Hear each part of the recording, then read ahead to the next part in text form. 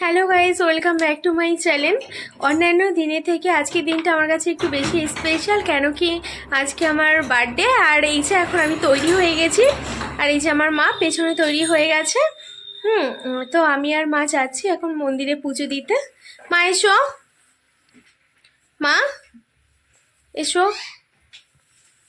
Hello করো। Hello. ঠিক আছে, চলো চলো, ও মন্দিরে পৌঁছে তোমাদের সাথে কথা হচ্ছে। আমরা চলে এসেছি, মন্দিরে পৌঁছে গেছি।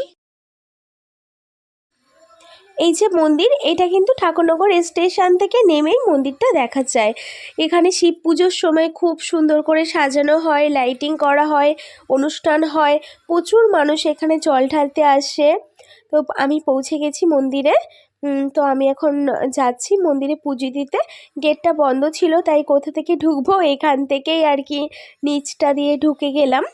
ঢুকে গিয়ে এবার ওই যে একটা জানলা খোলা আছে, ওখান থেকে মায়ের মুখ দেখা যাচ্ছিল, আর মহাদেব, তারপর যে আমাদের মহাদেবের যে বাহন আছে, বাহন ঠাকুর, ওনারা বাইরেই ছিলেন, তাই ওনাদেরকে আমি ওখানেই পুজো দিয়ে দিয়েছি। এখানে আর কি মোমবাতি আর ধূপকাঠি আমি জ্বালিয়ে নিচ্ছিলাম। মন্দিরে পুজো দিতে আসলেই না মনটা পুরো পরিষ্কার হয়ে যায়, একটা ঝলমলে আনন্দ, মানে কীরকম যে ফিলিংস হয় ঠিক বলে বোঝাতে পারবো না। আমি ভগবান বিশ্বাসী মানুষ, কারণ আমি মনে করি ভগবান আমাদের জন্য যেটা ভালো হবে প্রত্যেকটা মানুষের জীবনে উনি সেটাই করেন, যেটা ভালো হবে। মা বাবা যেমনি একটা সন্তানের জীবনে ভালো চায়, ভগবানও তেমনি আমাদের জীবনে যেটা ভালো হবে সেটাই চায়, কারণ আমরা প্রত্যেকেই ভগবানের সৃষ্টি, ভগবানের সন্তান। জানো তো 8ই মার্চ না মহাশিবরাত্রি। আমি তো শিবরাত্রির উপোস করব, তোমরা আর কে কে শিবরাত্রির উপোস করবে অবশ্যই কমেন্ট করে জানাবে। শিবরাত্রির দিন কিন্তু খুবই মজা হয়।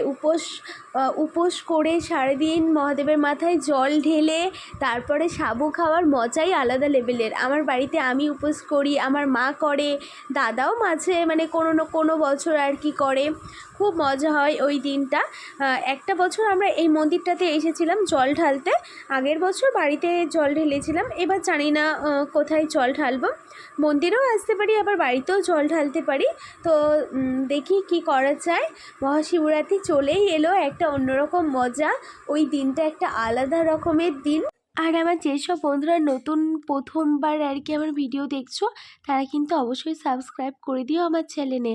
আর আমি পূজা। তো আমার ভিডিওগুলো তোমাদের কেমন লাগে অবশ্যই কমেন্টে বলো। তারপর আমি আর কি ঠাকুরের আরতি করে নিচ্ছি বাইরে থেকে। মায়ের মুখটা খুব সুন্দর দেখা যাচ্ছিল। পরে একদিন এই মন্দিরটা তোমাদেরকে দেখাবো। তারপর দেখো ধূপদানিটা এখানে আর কি ধূপকাঠিটা গুজে দিচ্ছি। কিছুতেই জানো তো থাকছিল না ধূপকাঠিটা, কারণ মাটিগুলো এত শক্ত ছিল না, ঢোকাতেই পারছিলাম না কিছুতেই। তারপর আর কি ধারটাতেই রেখে দিলাম এখানটাতে। জন্মদিনের দিন না একটা আলাদা ফিলিংস হয়, মনে হয় যে একটা বছর আবার কাটিয়ে ফেললাম। হ্যাঁ, তো সবাই আমাকে আশীর্বাদ করো যাতে আমার জীবনটা অনেক সুন্দরভাবে চলে, আমি জীবনে অনেক ভালো একজন ভালো মনের মানুষ হতে পারি, জীবনে যেন আমার সমস্ত স্বপ্নগুলো পূরণ করতে পারি। আর তোমরা আমাকে অনেক ভালোবাসা দিচ্ছ, এইভাবেই আমাকে ভালোবাসা দিতে থাকো। তো সবাই কিন্তু আমাকে অবশ্যই আশীর্বাদ করবে, ঠাকুরের কাছে প্রে করো।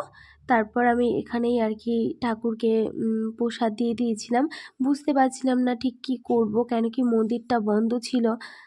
আমি কিছুতেই বুঝে উঠতে পারছিলাম না, তাই মহাদেবের ওখানে আর কি প্রসাদ দিয়ে দিলাম। আর এদিকে বাহন ঠাকুরকে প্রসাদ দিয়ে দিয়েছি।